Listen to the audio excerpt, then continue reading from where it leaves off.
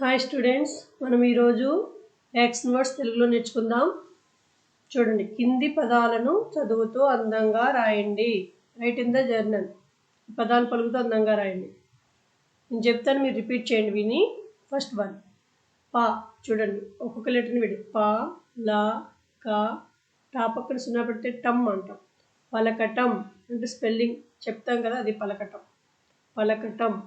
Second one ఆ, డా. టా పక్కన సున్నా పెడితే టమ్, ఆడటం.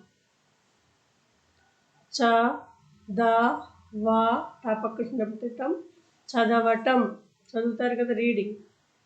నా, డా, వా, టమ్, నడవటం, వాకింగ్.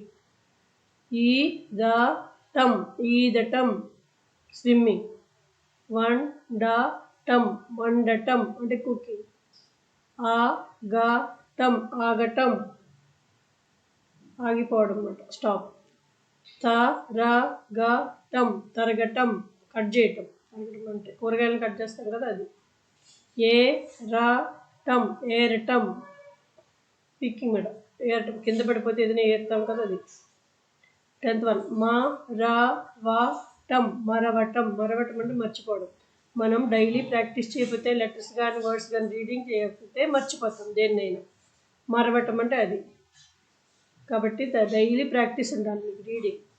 పలకటం, ఆడటం, చదవటం, నడవటం, ఈదటం, వండటం, ఆగటం, తరగటం, ఏరటం, మరవటం. ఈ వర్డ్స్ని పలుకుతూ జర్నల్లో రాయండి, రీడింగ్ ప్రాక్టీస్ చేయండి.